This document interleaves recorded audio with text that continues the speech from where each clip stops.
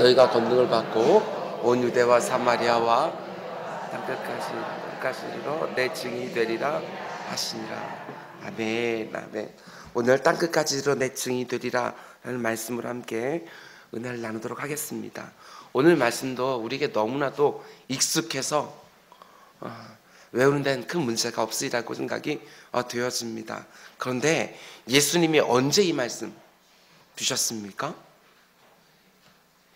이 비슷한 말씀이요, 누가복음 맨 마지막과 그 다음에 사도행전 맨 앞에 둘 다 누가 쓴 거죠? 누가가 쓴 거예요. 누가복음 24장 맨 끝에 부분과 그리고 사도행전 1장 맨 앞부분, 거기에 두 번에 걸쳐서 비슷한 말씀이 나오는 것을 보게 되었습니다. 예수님 부활하시고 40일 동안 이 땅에 머무신 다음에 이제 아버지께로 돌아가기 직전에, 그러니까 승천하기 직전에 오늘 이 말씀을 주시는 겁니다. 그리고 이 말씀을 마친 후에 곧바로 하늘로 올라가시지요. 그래서 1장 8절 다음에 나오는 9절 말씀 보면 이 말씀을 마치시고 그들이 보는데 올려져 가셨다, 이렇게 나오는 겁니다. 그러니까 오늘 우리가 맘송하려고 하는 이 말씀은 예수님이 이 땅에서의 모든 사역을 마치시고 마지막으로 주신 말씀이지요. 마치 유언과도 같은 말씀. 그래서 너무나도 중요한 말씀이에요. 예수님이 자신의 사랑하는 제자들에게 마지막으로 뭐가 되라고 말씀합니까? 내 증인이 되리라. 오늘 우리에게도 당연히 말씀하시는 것 아니겠습니까? 아무개야 내 증인으로 이 땅에서 살아가라. 나를 증거하며 이 땅을 살아가라. 네 모든 말과 네 모든 행동과 네 삶 전부를 가지고 나를 이 세상에 드러내며 살아가라, 이렇게 말씀하시는 것이지요. 이렇게 자신의 증인이 되라고 말씀하신 후에 그 제자들이 보는 가운데 하늘로 올라가셨다는 겁니다. 그런 면에서 증인이 되라는 주님의 말씀은 모든 그리스도인들에게 주신 가장 중요한 당부요, 우리 모두가 받고 있는 사명이라는 겁니다. 예수님이 이 말씀을 기록하기 바로 전에, 예수님이 이 말씀하기 바로 전에 누가복음 맨 마지막 보게 되었으면 이 말씀과 유사한 말씀을 좀 더 길게 말씀하는 것을 보게 되어집니다. 누가복음 24장 44절 이하의 말씀 좀 보시기 바랍니다. 또 이르시되 내가 너희와 함께 있을 때에 너희에게 말한 바 곧 모세의 율법과 선지자의 글과 시편에 나를 가리켜 기록된 모든 것이 이루어져야 하리니 한 말이 이것이라 하시고 이에 그들의 마음을 열어서 뭘 깨닫게 하시고 성경을 깨닫게 하시고, 이게 무슨 말이냐면요, 모세의 율법과 선지자의 글과 시편이라고 하면 구약 성경 전체를 가리키는 거예요. 예수님이 제자들의 마음을 열어서 그 성경을 깨닫게 하셨다는 겁니다. 이 말은요, 예수님이 어떻게 태어나고 어떻게 이 땅을 사시고 어떻게 죽고 어떻게 부활할지 구약에 예언된 부분을 가지고 모든 것을 설명해 주셨다는 겁니다. 그리고 예수님은요, 그 제자들에게 계속해서 이렇게 말씀합니다. 46절 또 이르되 이같이라는 말은 구약 성경에서 예언되었던 것처럼, 이런 말이죠. 그리스도가 고난을 받고 제3일에 죽은 자 가운데서 살아날 것과, 그러니까 예수님이 고난을 받고 십자가 위에 죽게 되고 3일 만에 사망고사를 깨고 다시 살아날 것이라고 구약 성경에 예언되어 있는데 그 모든 예언이 예수 그리스도를 통해서 다 성취되었다, 주께서 이 말씀을 하시는 거죠. 그리고 또 뭘 말씀해 줍니까? 47절 말씀 잘 보세요. 또 그의 이름으로, 그러니까 구약 성경에서 예언된 대로 죽으시고 부활하신 그 예수 그리스도의 이름으로 죄사함을 받게 하는 회개가, 예수 그리스도의 이름으로 복음이 선포되었지만 사람들이 회개하며 하나님 앞에 나오게 되어지는데 그 회개의 역사, 은혜의 역사, 구원의 역사가 예루살렘에서 시작되어 모든 족속에게, 사도행전 1장 8절 말씀 보게 되었으면 예루살렘부터 시작하여 땅끝까지 단지 유대인들만이 아니라 온 이방인들에게도 복음이 전파될 것이 어떻게 되었다고 말합니까? 기록되어 있다. 이미 이 모든 일들이 성경에 이미 기록되어 있다. 그 예언대로 예수님 십자가에서 죽으셨고 사흘 만에 부활하셨고 그 예수 그리스도의 이름으로 죄사함을 얻게 하는 회개가 이루어지고 구원받으면 그 사람들이 예루살렘부터 시작하여 땅끝까지, 유대인들로부터 시작해서 모든 족속까지 복음을 전하는 역사가 일어난다고. 구약 성경에 이미 다 예언되어 있지 않느냐. 주님이 그 말씀으로 제자들을 깨닫게 해주셨다는 거예요. 제가 늘 말씀드린 것처럼 복음의 두 기둥, 복음의 두 핵심이 뭐예요? 예수 그리스도의 십자가 사건과 부활 사건이에요. 이게 복음 중에 복음이에요. 그런데 예수님께서요, 그 십자가 사건과 부활 사건이 나를 위해서 이루어진 일이라고 믿는 사람들에게 죄사함을 얻게 하는 회개가 일어나고, 그 사람들이 하나님의 복음을 증거하는 사람들이 될 것이다, 이렇게 말을 하는 것이지요. 근데 그 제자들을 가리켜 예수님이 뭐라고 말씀하느냐, 이어지는 24장 48절 말씀 보면 오늘 우리가 암송하는 사도행전 1장 8절과 똑같이 말씀하셔요. 48절, 너는 이 모든 일에 증인이라. 너희들이 바로 이 모든 것들을 경험한, 이 말씀을 깨달은 너희들이 바로 나의 증인들이다, 이렇게 말하는 것이지요. 그러면서 저와 여러분들도 예수 그리스도의 증인들 맞지 않습니까? 우리 역시도 예수 그리스도의 십자가 사건과 부활 사건이 나와 상관없는 일이 아니라 나를 위해서 일어난 일이며, 그것을 통해서 죄사함을 이루는 회개를 했고, 그 가운데 속에 주님을 영접하여 구원받은 주님의 제자들. 그러면서 우리 역시도, 저와 여러분 역시도 예수 그리스도의 증인. 내가 누구라고요? 증인이요. 오늘 이 말씀이 다른 사람들에게 주어지는 것이 아니라 나 같은 엉터리에게도 주어지는 말씀, 내가 바로 증인이라고 주님께서 분명히 말씀해 주시는 거예요. 예수님이 말씀하신 이 표현을 잘 보시기 바랍니다. 예수님이 지금 그 제자들에게 너희들이 나한테 잘 배웠으니까 다른 사람들에게 잘 가르쳐줘, 이 정도가 아니에요. 너희들이 먼저 듣고 보고 경험한 십자가와 부활의 복음, 너희들이 먼저 경험한 죄 용서와 구원의 복음, 너희들이 이 일의 증인이 되어서 아직까지 복음 듣지 못한 사람들에게 네가 듣고 보고 경험한 것을 그대로 증언해줘라, 이렇게 말씀하는 겁니다. 그러면서 마지막에 뭐라고 말씀하냐면 49절, 볼지어다 내가 내 아버지께서 약속하신 것을. 약속한 게 뭐예요?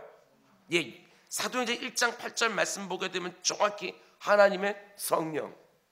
누가복음 24장 마지막 부분에서도 그걸 똑같이 말씀해 주는 거예요. 49절, 내가 성령을 보내리니 너희는 위로부터 능력이 입혀질 때까지 이 성에 머물라 하시니라.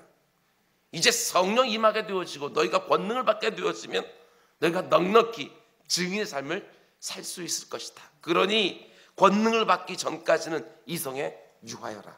그리고 우리가 잘 아는 것처럼 사도행전 2장을 보게 되어지면 오순절날 마가 요한 다락방에서 그들이 성령의 강한 역사를 체험한 이후에 바로 이어지는 것부터 보게 되어지면 그 사도행전 오순절 다락방 사건 이전과 이후의 제자들의 모습이 완전히 달라지지요. 예수님이 약속한 것이 임하게 되어지고 성취가 되었을 때 완전히 달라지게 된다는 겁니다. 그러니까 예수님이요, 그 제자들에게 마지막으로 부탁하신 사명이 뭐냐, 예수님 우리에게 내가 너희들에게 가르쳐준 말씀을 신학적으로 잘 정리해서 다른 사람들이 알아들을 수 있도록 잘 설명해줘라, 이 정도가 아닙니다. 또는 예배당 잘 세워서 많은 사람들이 모이게 해라, 이 정도가 아니에요. 이것저것의 교회를 많이 세워라, 또는 대형 교회를 세워서 세상에 영향력을 끼치고 세상에서 좋은 사람들, 유능한 사람들, 잘난 사람들 교회 안에 잘 들어오게 해라, 돈을 많이 벌어서 선한 사업을 열심히 해라, 이 정도 말씀하지 않으셨다는 거예요. 물론 우리가 이 모든 일들을 해야 되는 건 맞아요. 그런데 예수님은 그 모든 것들을 한마디로 이렇게 말씀하셔요. 내 증인이 되어라, 이렇게 말씀하는 거예요. 전도해라, 교리를 전파하라, 선한 사업을 해라, 이렇게 말씀하지 않으시고 우리 주님은요, 증인 되라. 이 증인이 된다는 말 안에 모든 것들이 다 들어가 있어요. 예수 그리스도를 이 세상에 드러내며 살아라, 이거요. 사실 여기 나오는 증인이라는 표현은요, 법정 용어 아닙니까? 그런데 이 증인은 어떤 사람이냐, 자기가 보고 들었던 것을 있는 그대로 증언하는 사람, 뭔가를 더하거나 빼지 않고 있는 그대로 증언하는 사람, 이게 바로 증인이지요. 그래서 법정에서 증언하기 전에 내가 진실만 말하겠습니다, 만일 위증하게 되었으면 어떤 처벌이라도 받겠습니다, 이런 선서라고 증언 떼쓰는 거 아니겠습니까? 그러니까 증인의 책임은요, 내가 보고 들은 것, 내가 목격한 것, 그걸 있는 그대로 막 밝히기만 하면 되는 것이지요. 내가 모르는 것 말하는 거 아닙니다. 내가 들은 것, 내가 본 것, 내가 경험한 것, 그것만 말하면 되는 것이지요. 예수님은요, 얼마든지 스스로도 자기 자신을 드러낼 수 있어요. 그런데 본인이 직접 그렇게 하지 아니하시고 우리 같은 엉터들에게 이걸 위탁하셨다는 거예요. 증인이 되어달라고 부탁하셨다는 거예요. 너희들이 나를 증언해달라. 너희들의 말과 행동과 삶 전부를 가지고 내가 누군지를 드러내는 증인으로 살아달라. 주님께서 이렇게 말씀하셨다는 겁니다.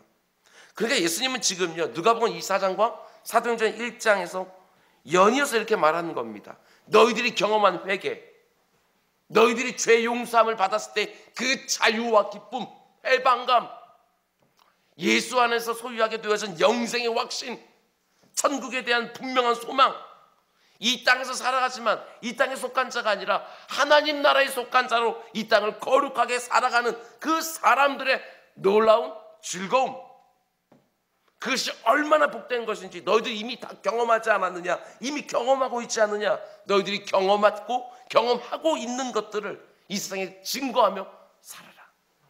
이렇게 말씀하시는 것이지요. 그러니까 우리 모두가 반드시 예수 그리스도의 증인으로 이 땅을 살아야 되는데, 질문이 이런 겁니다. 증인으로 살기 위해서는 반드시 내 안에 어떤 것들이 있어야 되는가?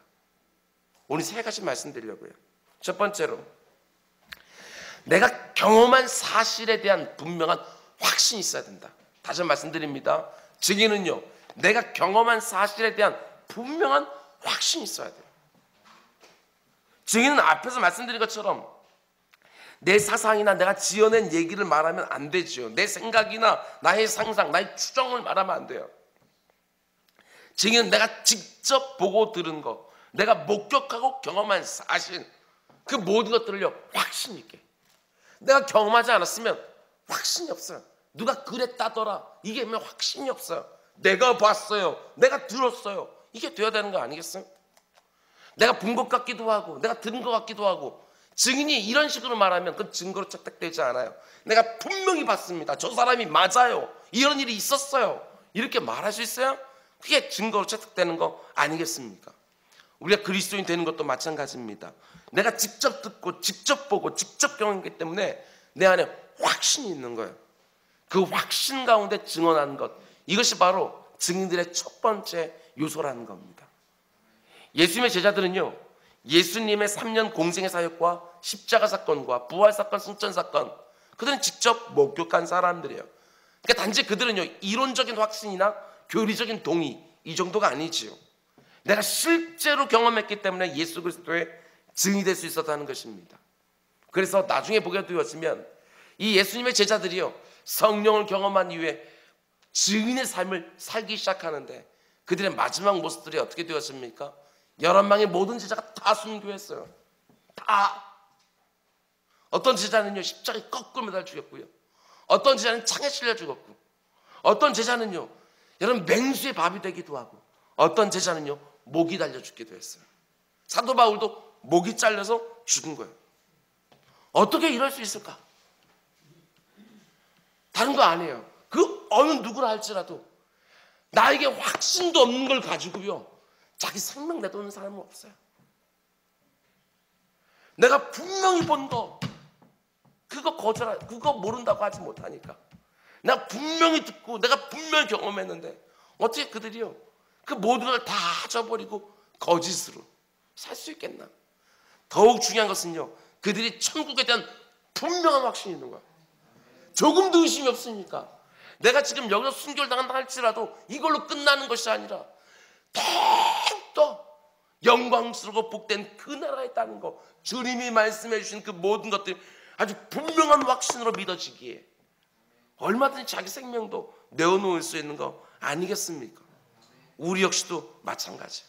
우리가 어떻게 하나님 말씀대로 이 땅을 살아가면서 때로는 손해도 보기도 하고, 때로는 불이익도 보기도 하고, 때로는 억울한 일도 당하기도 하고, 어떻게 그렇게 살 수 있는가? 다른 거 아니에요. 이렇게 사는 것이 가장 복되다는 확신이 안에 있는 거예요. 우리 주님이 이렇게 살기를 원하셨고, 그것이 바로 내 영혼을 가장 복되게 하는 방법이라는 걸 내가 확실하게 믿기 때문에 이렇게 살아가는 것이지, 이 말씀에 대한 믿음이 확실하게 없으면 그렇게 못 살지요. 이러다 망하는 거 아니야? 이러다 죽는 거 아니야? 나만 바보 되는 거 아니야? 이러다 될 테니까. 오늘 저와 여러분들에 있어서도요, 성경이 말하고 있는 모든 말씀들을 단지 이론적인 깨달음이나 지식적인 동의 이 정도가 아니라 그 모든 말씀에 대한 분명한 확신을 갖고 있으면 확신한 만큼 살게 되는 거 아닙니까? 말씀대로 분명한 거죠. 성경이 말하고 있는 모든 내용들을 여러분 어때요? 확신하고 있습니까? 예수 그리스도의 십자가 사건이 나를 위한 사건이라는 거 분명히 믿으십니까? 예수 그리스도의 부활 사건이 결국 내가 어떤 승리를 거두게 될지 여러분 분명히 믿고 있습니까? 단지 머리로만이 아니라 아주 분명한 확신으로 가지고 이 땅을 살아가야 우리는 그리스도의 증인으로 살 수 있는 것입니다. 여러분 베드로와 요한을 보시기 바랍니다. 사도행전 3장을 보게 되었으면 2장에서 그들이 성령으로 온전히 능력으로 덧입은 다음에 그들이요 복음을 증거하다가 사내들은 공의원들에게 붙잡혀 가는 거예요. 그리고 거기에서 그들은요 협박을 받아요. 너희들 계속해서 이 말 떠들고 다니면 우리가 가만두지 않으리라. 오늘날로 말하면 국회에 끌려간 거예요. 그때 베드로가 뭐라고 말하느냐? 사도행전 4장 19절 20절로 넘어가게 되면 이렇게 말합니다. 베드로와 요한이 대답하여 이르되 하나님 앞에서 너희의 말 듣는 것보다 하나님 말씀을 듣는 것이 옳지 않겠느냐. 너희들이 한번 판단해봐라. 그 다음에 멋진 말을 해요. 우리는 보고 들은 것을 말하지 않을 수 없다. 말하면 가만 안 둬 이렇게 말했는데 떠들고 다니면 너희는 가만두지 않겠다 이렇게 말했는데도 불구하고 우리는 보고 들은 거 어떻게 말하지 않을 수가 있겠느냐 이렇게 말하는 것이지요. 단지 그 자리를 상상해 보면 베드로와 요한이 말만 이렇게 한 게 아니었을 거예요. 그들의 눈빛 하나, 그들의 자세 하나, 얼굴 표정 하나 확신에 가득 차서 이 말했을 거예요. 우리가 어떻게 보고 들은 것을 말하지 않을 수 있겠냐. 말만 그렇게 말하는 게 아니에요. 그래서 그 공회원들이 베드로와 요한을 윽박질러서 그들의 마음이 이렇게 오그라지게 해서 복음을 더 이상 못 전하게 하려고 그들을 불러서 이렇게 위협을 했는데 오히려 사내들은 공의회 의원들이요 마음이 흔들리는 거예요. 왜? 너무나 확신 있게 얘기하니까. 오늘 우리도 마찬가지입니다. 하나님의 말씀에 대한 우리가 분명한 확신을 가지고 내가 들은 것과 내가 본 것과 신앙생활하며 내가 경험한 것들 이것을 확신 있게 세상에 증거하게 되어지면 단지 입으로만 확신 있게 말하는 것이 아니라 실제로 내 삶 가운데 속에 그 증거들이 구석구석 배어나오기 시작하게 되었으면 그때 이 세상은요 우리가 증거하는 그 복음을요 쉽게 받아보지를 못한다는 것입니다. 쉽게 대하지를 못해. 너무너무 확신이 있으니까. 내가 들은 하나님 말씀과 내가 신앙생활하며 경험한 모든 것들이 내 입술의 말과 내 행동 하나하나에 확신 있게 다 묻어나서 하나님이 지금도 살아서 역사하신다는 것이 나를 통해서 증거되는 그 놀라운 은혜가 있게 되기를 주님의 이름으로 축원을 드립니다. 여러분 그런가 하면 예수님의 증인이 가져야 될 두 번째 것은 무엇이냐? 우리가 예수의 증인으로 살기 위해서는요 단지 내가 주관적으로 경험한 사실에 대한 확신 이것만 가지고는 안 돼요. 더 필요한 게 있어요. 그게 뭐냐면 객관적인 성경의 지지. 이게 반드시 필요해요. 주관적인 나의 경험에 대한 확신 여기에다가 객관적인 성경의 지지 요게 같이 있을 때 아주 역사하는 복음 증거가 되어지는 거예요. 그렇지 않게 되어지면 우리가 전하는 복음이 굉장히 혼탁해져요. 성경의 지지받지 못하면. 몇 년 전에 미국에서 실제로 이런 일이 있었습니다. 한 소년이요 교통사고를 당해서 혼수 상태에서 2년 동안 있었어요. 그리고 나서 다시 깨어났는데 그 깨어나서 책을 한 권 이 소년이 쓰는데 그 내용이 이렇습니다. 내가 2개월 동안 혼수 상태에 있는 동안 천국에 다녀왔습니다. 그 천국에서요 내가 살아가는 주님도 직접 뵙고 왔습니다. 이렇게 딱 쓰는 거예요. 자신이 직접 경험했다고 말하면서 아주 확신 있게 책에 기록해서 출판을 한대. 우리 그림 한번 보여주실래요? 저게 바로 실제 우리나라에서 나왔었어요. 책 제목이요 천국에서 돌아온 소년. The boy who came back from heaven. 이게 원서 제목이에요. 그런데 아주 그냥 많은 사람들에게 위로를 줬거든요. 근데 5년 만에 이 소년이요, 양심 고백을 합니다. 양심 고백.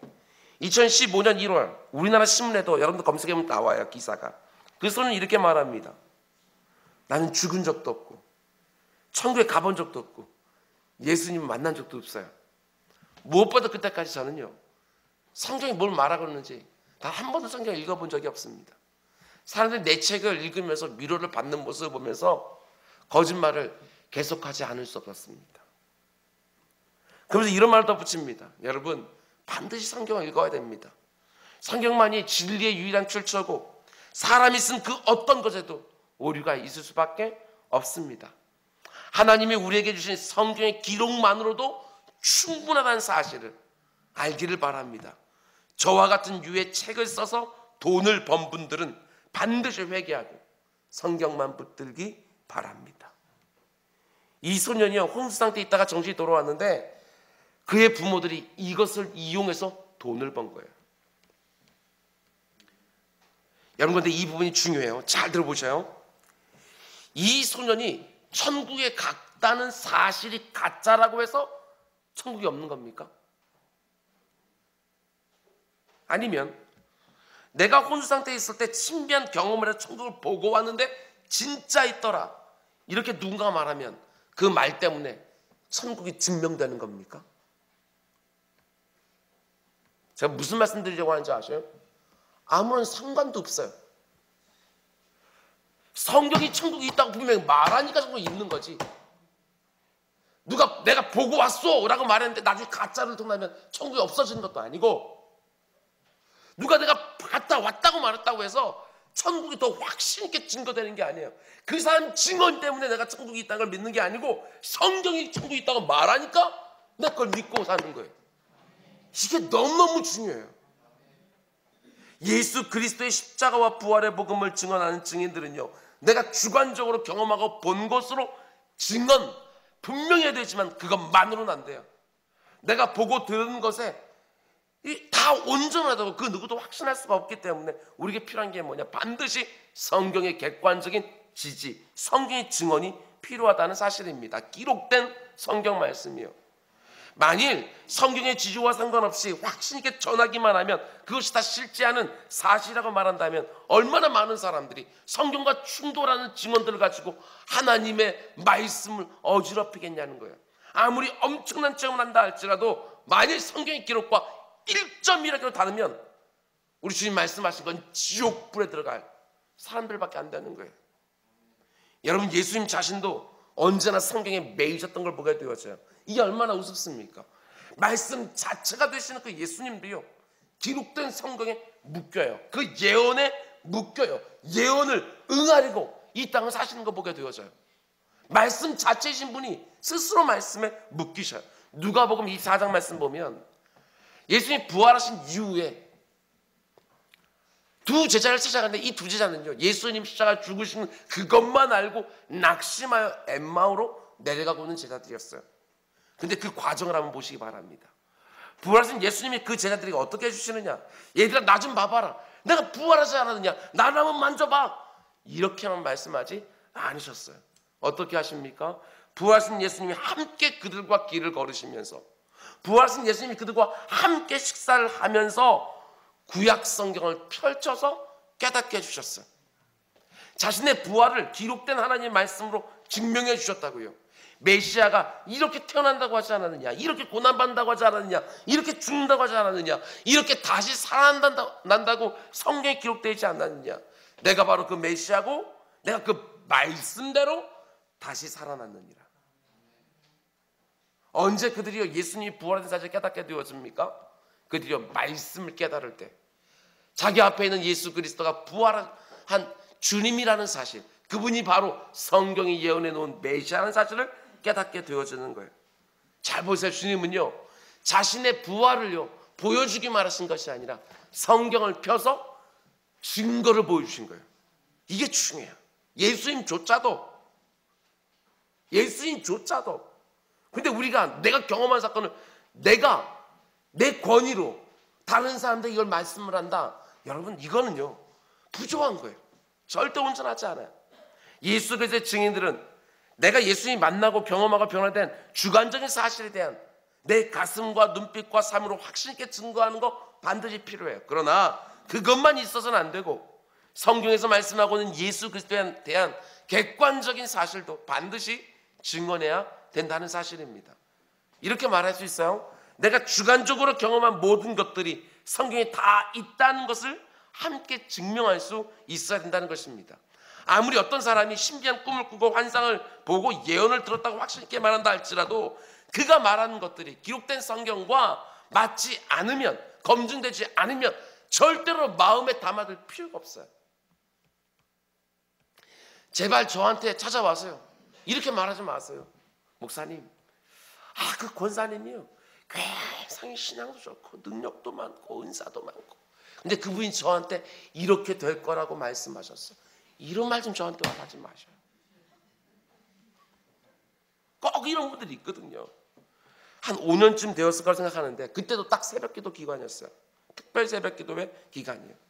다른 교회 성도님들이요, 저희 교회 와서 또 많이 새벽기도 동안에 이렇게 은혜를 받았는데 그 중에 한 분이요, 저한테 좀 만나자고 하셨거든요. 그분이 찾아와서 너무나 확신 있게 뭘 말씀하셨냐면 자기 교회 목사님 자랑하셨어요. 왜 저한테 와서 자기 교회 목사님을 자랑하는지 모르겠어요. 근데 그분이요, 이렇게 말씀했어요. 우리 교회 목사님은요, 말씀은 없는데 능력은 있어요. 맨 처음 이 말 듣고요, 좀 기분이 나쁜 거예요. 그러면 이 말을 뒤집어 보면 나는 말씀은 있는데 능력은 없다는 말인가? 이 말처럼 들리는 거예요. 그러다 좀 생각해 보니까 이런 생각이 들어요. 그렇지, 내가 무슨 능력이 있나? 말씀이 능력이 있는 거지. 이 말이 들어요. 제 자신이 능력이 있는 게 아니고 증거되는 말씀이 능력이 있는 것이지. 다 똑같은, 거기서 거기 죄인들일 뿐이지. 성령의 권능을 받으면 그 사람이 능력이 있는 거예요. 역사는 성령의 능력이 있는 거지. 이거를 오해하니까 하나님이 받아야 될 영광을 다 자기들이 취하는 이 모습 보잖아요. 사도 바울과 바나바가 복음을 증거할 때 어떤 일이 벌어져요? 사람들이요, 역사 나타나는 것을 보고 와가지고 스스다 험에다 막 이러면서 막 신나고 제사 드리려고 하니까 사도 바울이 삶 사이로 쑥 가서 옷을 찢으면서 개땅하잖아요. 너와 우리가 똑같은 인간들인데 어째 우리를 경배하려고 하느냐. 다 똑같죠. 하나님의 영이 떠나시고 하나님의 은혜가 거둬져 가시면 다 냄새나는 썩어가는 죄인들 다 거기밖에 안 되는 거예요. 아무리 신비한 능력이 내 앞에서 일어난다 할지라도요, 내가 봤어, 내 눈으로 직접 봤어, 내 체험만 내세우지 말기를 바랍니다. 왜 그렇게 수많은 교회 안에 있는 성도들이 교회 밖에서 미혹하는 영들에게 그렇게 넘어지느냐? 다른 거 없어요. 내가 봤다는 거예요. 이들가 신앙생활 한다는 사람들이 왜 이렇게 쉽게 넘어가요? 내가 봤다는 거예요. 그럼 내가 봤으면 그것이 정말 다 진리의 영에 놀라운 역사라고 다 보게 되어지는 겁니까? 절대로 그렇지 않아요. 말세가 되어지면 예수 그리스도 메시아가 이곳에 있다 저곳에 있다 사람들이 난리법석을 필 거라고 얘기를 했어요. 그런데 그 사람이 하나님의 아들 메시아라고, 재림 예수라고 어떻게 확신할 수 있어요? 사람들이 내가 봤다는 거예요. 내가 경험했다는 거예요. 이게 얼마나 위험하냐고요. 아니요, 내가 본 것, 내가 경험한 것이 반드시 성경의 객관적인 지지를 받을 수 있어야 돼요. 이게 안 되면 안 되죠. 그런 면에서 뭐가 되어지면 우리가 왜 그리스도의 좋은 증인이 되지 못합니까? 그 이유가 뭐예요? 내가 내성적인 성격을 갖고 있어서가 절대로 아니에요. 내가 말 주변이 없어서 그것이 아니고요, 체험도 별로 없어서 이게 절대로 아니라는 거예요. 뭐가 부족해서 그러냐? 예수 그리스도에 대한 컨텐츠가 없어요. 전할 내용이 없는 거예요. 성경이 예수님에 대해서 뭐라고 말하고 있는지 잘 정리가 안 되어 있는 거예요. 수도 없이 제가요, 복음의 뼈대들을 계속해서 말씀드렸어. 아니, 지난주 금요일 저녁만 해도 창조, 타락, 구속 3가지 키워드만 가지고 있어도 얼마든지 복음을 전할 수가 있어요. 근데 그거를 내가 복음을 증거할 경우가 단 한 번도 없을 거라고 스스로 다 생각해 버리니까 복음을 정리를 안 해줘요. 여기다 언제나 성경을 확 열어서 그 사람에게 복음을 증거해야지라고 하는 준비가 되어 있어야 되는데, 그 준비요? 복음을 전할 마음이 애당초부터 없으니까, 내가 증인이라는 이 사명감이 애당초부터 없으니까 정리를 안 해놔요. 여기다. 진짜 솔직히 한번 생각해 보시라고요. 정말 내 사랑하는 가족들에게 복음을 전하고 싶다, 그들을 교회로 인도하고 싶다, 이렇게 해서 기도를 하는데 어떻게 그들이 예수가 뭔데, 예수가 뭐하는 사람인데 라고 물으면 대답해 줄 것이, 이 안에 정리가 안 되어 있는 거예요. 여러분, 나 혼자 확신하고 있는 것으로 예수 그리스도를 증거하는 것 충분하지 않습니다. 나를 구원하신 예수 그리스도가 어떤 분인지, 그 예수 그리스도를 보내신 하나님은 어떤 분인지, 지금 내 안에서 역사하고 계시는 그 성령 하나님은 어떤 분이신지 성경을 펼쳐서 설명할 수 있어야죠. 내가 받은 구원은 어떤 것이고, 내가 장착하게 될 천국은 어떤 곳이고, 내 안에 있는 기쁨과 평안의 근거는 무엇이고, 특별히 복음의 핵심 가치인 이 십자가 사건과 부활 사건이 우리에게 어떤 의미를 가지는지 성경의 객관적인 증거들을 이것저것 펼쳐 보이며 내 주관적인 경험을 확신 있게 증거할 때 바로 그 자리에서 복음이 능력 있게 나타나게 되어진다는 사실입니다. 예루살렘과 온 유대와 사마리아와 땅까지 이르러 정말 주님을 증거하는 증인의 삶을 되기 위해서는 어떤 것이 반드시 필요하느냐? 다른 거 없어요. 여러분, 성경을 지금 더 사랑하십시오. 반드시 매일매일 성경을 묵상하는 경건한 습관 이 안에 가지고 계셔야 됩니다. 반드시 설교를 통해서, 성경 공부를 통해서 기록된 성경에 대한 바른 지식을 가지고 있어야 되고요, 그 바른 지식과 함께 내 경험과 확신을 가지고 복음을 전할 수 있어야 된다는 사실입니다. 한마디로 말하면 성경의 증언 위에 나의 확신 있는 경험을 얹어서 예수를 전해야 된다는 거예요. 성경에 나의 경험을 얹어서 복음을 증거하는 것이지요. 여러분 모두가 성경에 능통한 자가 되어서 예수 그리스도의 복음을 증거할 때 여러분의 경험이 유용하게 쓰임받을 수 있게 되기를 주님의 축원을 드립니다. 그럼 마지막 세 번째로, 첫 번째 내가 경험한 사실에 대한 분명한 확신, 두 번째 성경적으로 논증할 수 있는 바른 지식, 그리고 마지막 세 번째로요, 그 위에 반드시 더해야 되는 것이 무엇이냐? 그건 다른 거 아니에요. 증인의 역할을 감당할 수 있는 능력이 부어져야 돼요. 오늘 사도행전 1장 8절 이렇게 말하지 않습니까? 오직 성령이 너에게 임하시면 너희가 뭘 받고? 권능을 받고. 누가복음 이 사장에서도요, 내가 약속한 성령이 임하기 때까지 이 성에 거하라. 성령이 임하여 권능을 받아야만 그리스도의 증인이 될 수 있다는 겁니다. 증인의 사명을 감당하려면 반드시 성령의 권능을 받아야 돼요. 이게 중요한 부분인데요, 성령 하나님 우리에게 권능을 주시는 목적이 뭐예요? 내가 얼마나 그럴듯한 신앙인인가 이거 드러내기 위해서 성령이 권능을 주는 것이 결코 아니에요. 어떤 문제를 만나는데 그 문제를 넘어가기 위해서 성령이 권능을 주는 가장 첫 번째 주된 목적이 아니라, 성령이 우리에게 권능을 주는 가장 첫 번째 목적이 뭐냐? 예수 그리스도의 증인자를 감당하라고. 그 권능 주시는 거예요. 사도행전 1장 8절에서요, 오직 성령이 너에게 임하시면 너희가 권능을 받아야 증인이 될 거다 이렇게 말한 다음에 2장 4절 이하를 보게 되었으면 어떤 권능이 그 제자들에게 성령과 함께 임했는지를 보여줘요. 먼저 2장 4절 이렇게 말합니다. 그들이 다 성령의 충만함을 받고 성령이 말하게 하심을 따라 다른 언어들로 말하기 시작하니라. 여러분, 여기서요, 우리는 주로 다른 언어로 여기 관심이 많아요. 이게 도대체 뭘까? 외국어 방언인가? 아니요. 그런데 더 중요한 건 그 앞에 있는 거예요. 성령이 말하게 하심을 따라. 이게 훨씬 더 중요한 표현이에요. 지금 예수님의 제자들이요, 성령의 충만함을 받을 때 그 제자들 곁에서 그걸 직접 목격하는 사람들이 누구냐? 이 사람들은요, 예루살렘 땅에서 원래 살던 사람들이 아니라 오순절을 맞아서요, 각지에 흩어졌던 디아스포라들이요 예루살렘으로 몰려들었어요. 그들 가운데 속에서는요, 어릴 때부터 외국에서 태어나서 히브리어를 잘 이해하지 못하는 사람들도 다수 있었던 것이죠. 그런데 그때 성령의 충만해서 베드로가 예수 그리스도의 복음을 증거할 때 각기 자기들의 언어로 알아들었다. 어떻게 이런 일이 가능했다고 말합니까? 성령이 말하게 하심을 따라. 비록 언어가 달랐지만 그 안에 너무나 신비한 소통이 일어났다는 거예요. 베드로가 갑자기 외국어 4개국하고 5개국하고 6개국하고 이런 능통한 은사가 나타났다, 이런 의미가 아니라 베드로 자신은 할 수 있는 자기가 익숙한 말로 가장 전할 수 있는 쉬운 말로 증거했을 뿐이에요. 근데 성령 하나님이 역사하시니까 모든 사람들이요 다 그 말이 어떤 말을 하는지 다 알아들었다는 거예요. 단기 성령 가면 제가 이거 경험하는 경우들이 얼마나 많은지 몰라요. 우리가 다 영어에 능통하지 않잖아요. 그런데 가서요 말씀 다 줄 증거하게 되었으면 뭔지 모르는 제3의 언어가 왔다 갔다 하는 거, 이거 보게 되어져요. 제3의 언어가 왔다 갔다 한다고요. 뭐지요? 성령의 역사지요. 성령의 말하게 하심을 따라서 그 자리에서 베드로가 증거한 내용이 무엇입니까? 예수 그리스도의 십자가와 부활의 복음. 요즘은 이런 거예요. 너희들이 메시아를 죽였다. 너희들이 죽인 그 예수가 바로 메시아이다. 너희들이 그렇게 기다리는.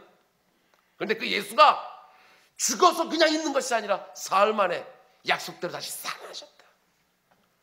그분이 바로 다시 살아나셔서 우리들의 주와 그리스도가 되셨다.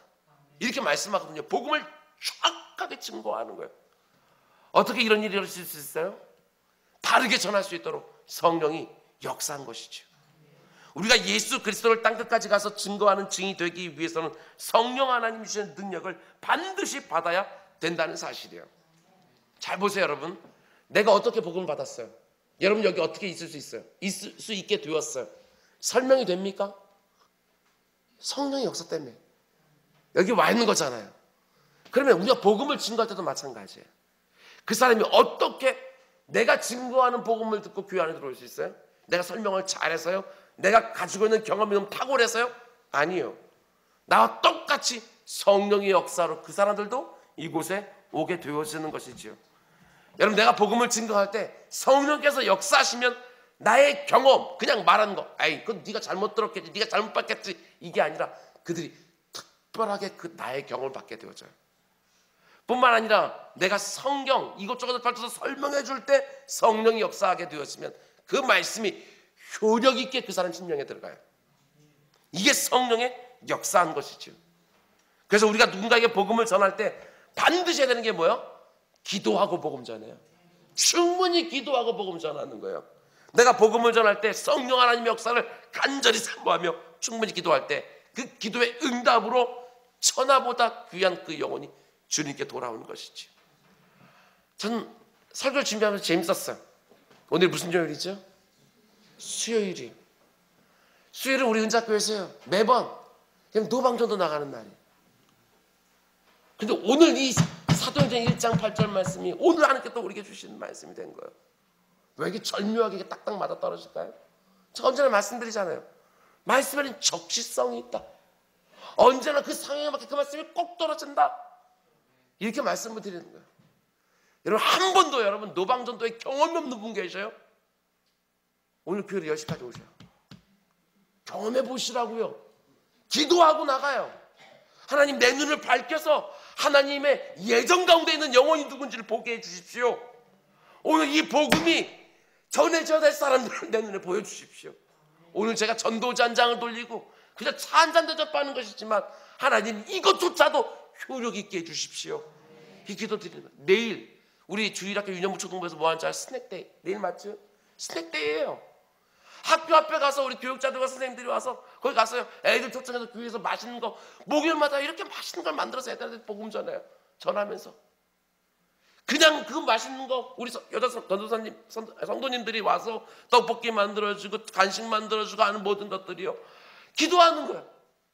하나님 이거 단순한 것이지만 하나님 여기에 효력 있게 해주십시오. 그래서 그들의 마음 가운데 속에 정말 예수 그리스도가 그들을 얼마나 찾기를 원하시는지 그것들이 느껴지게 해주십시오. 기도하고 성령의 역사를 간구하면서 사는 거예요. 저는 우리 교회를 통해서 여러분 한 사람 한 사람을 통해서 수많은 사람들이 주께 돌아오게 되기를 주님으로 축원을 드립니다. 말씀 맺습니다. 여러분 앞으로도 예수 믿으며 살 거지요. 여러분 그러면 나약한 그리스도인으로 살지 마십시오. 성령의 권세를 가지고 사는 담대한 그리스도는 다 될 수 있게 주님의 이름으로 축원을 드립니다. 근데 그 성령의 능력이 누구에게 부어진다고요? 증인이 되기를 사모하는 사람들이요. 나를 구원해 주신 그 예수 그리스도의 증인으로 살아가면서 내 말 하나하나와 내 삶 하나하나를 가지고 예수 믿는 삶이 얼마나 즐겁고 복된 것인가를요, 이 세상에 드러내며 사는 것이지요. 비록 내가 이 땅을 살아가고 있지만 난 내 안에 이미 하나님 나라. 왜 벌써부터 가방을 싸요? 나 지금 말 정리하고 있는데. 마무리를 잘 쳐야죠. 제가 뒤에 결론 보면 엑기스 다 넣어놨는데 여러분 가방 싸고 있으면 어떡해요? 내가 이 땅을요 하나님 나라의 증인으로 살고 있기 때문에, 너무나 그것이 확실하기 때문에 다른 사람들의 경쟁에서 악착같이 이기는 것만 나의 소망으로 삼지 않고 사는 거예요. 이 세상 사람들은 아무리 아무 문제 없다 할지라도 하나님이 그거 죄다라고 말하면 그건 쳐다보지도 않고 사는 거예요. 이기적인 탐심과 욕망을 가지고 사는 것이 너무나 부끄러워서 오히려 손해보며 살아요. 얼마든지 되갚아줄 수 있는 그 상황 속에서도요, 주님 말씀하셨으니까, 주님 기뻐하시니까 용납하고 용서하며 살아요. 주님의 몸된 공동체 세우는 일에 열정 있게 헌신해요. 주의 선한 일에 쓰임받는 사업장을 온전히 세우기를 사모해요. 내 모든 일터와 삶터에서 그리스도를 드러내고 싶은 마음, 내 모든 것을 가지고 드러내고 싶은 마음이 너무나도 간절해서 이 땅을요 주님 말씀 붙잡고 증거하며 살아가는 거예요. 이런 사람들에게 하나님은 성령의 권세를 주신다. 오해하지 마시기 바랍니다. 이렇게 오해하는 분 너무너무 많아요. 내가 모든 것이 잘 돼야지만 하나님께 영광이 되고 복음을 전할 수 있는 거 아니냐? 절대 그렇지 않아요. 그렇게 생각하는 분 되게 많아요. 내가 건강해야지만, 아니 이게 병약해서, 내가 좀 부해서 이렇게 가난한데, 아니 자녀들 좀 잘, 이렇게 자녀들 잘 안 되는데 내가 무슨 복음을 준 거에, 이렇게 생각하는 분 너무 많거든요. 여러분 사도 바울을 보세요. 사도 바울은요 감옥에 갇혀 있으면서도요 자기 옆에 있는 간수들에게 복음을 준 거예요. 이 안에 천국 복음에서 확신, 예수 그리스도의 놀라운 역사에 대한 확신, 이 복음을 들으면 저 사람의 인생도 바뀐다, 이 놀라운 믿음이 있어요. 그 어떤 상황 속에 복음을 증거하는 것이지. 초대교회 임한 성령 하나님은요 그 교회를요 증인 공동체로 바꿔놓으셨어요. 증인 공동체. 사도행전은 모든 증인들의 역사들이에요. 저는 우리 교회가요, 그리고 여러분들이 섬기는 교회가 그 무엇보다도 증인들의 공동체가 되길 주님으로 축원드립니다. 이 안에 있는 모든 분들이 단지 머리로만 신앙생활하는 것이 아니라 복음을 실제로 살아내는 것이지요. 하나님이 주시는 기쁨과 평안이 얼굴에도 있고 눈빛에도 있고 말투에도 있고 가정생활, 교회생활, 직장생활, 내가 살아가는 모든 영역에서 다 드러나는 것이지요. 단지 나의 경험과 느낌만이 아니고 하나님의 말씀과 함께 복음을 친 거예요. 저는 저와 여러분들이요 복음에 대해 정확히 알고 복음을 증거하는 사람들 되기를 원합니다. 저와 여러분들이 성령의 충만으로 능력 있는 삶을 살기를 원합니다. 예수 그리스도의 증인다운 그 담대한 삶, 그 증인들에게 주시는 성령의 권능으로 그 어떤 문제도 넉넉히 이기는 능력 있는 삶, 한마디 말을 해도 그 말에 권세가 있고 한 발짝을 띄워도 그만큼 하나님 나라 확장되어져 가는 권세 있는 그런 삶, 이런 삶을 한평생 좀 살아야, 내 남은 삶을 좀 이렇게 살아야 천국 갔을 때 부끄럽지 않고 후회 없지 않겠냐고요. 하나님 오늘도 내 말에 하나님 나라 묻어나게 하시고, 오늘도 내가 가는 그곳에 하나님의 통치가 나는 그 나라 되기를 사모합니다 하고 오늘 기도하고 세상을 향하여 담대하게 나가는 여러분 모두 될 수 있기를 주님으로 축원을 드립니다. 기도합시다. 사랑이 많으신 아버지, 감사합니다. 내 증인이 되어라. 나를 드러내는 사람들 되어라. 이 땅에서 하나님 나라 보여주는 사람 되어라.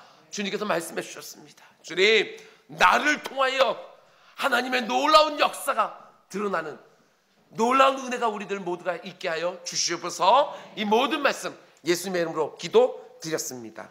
아멘. 너에게 기도하라. 하늘에 계신 우리 아버지, 아버지의 이름을 거룩하게 하시며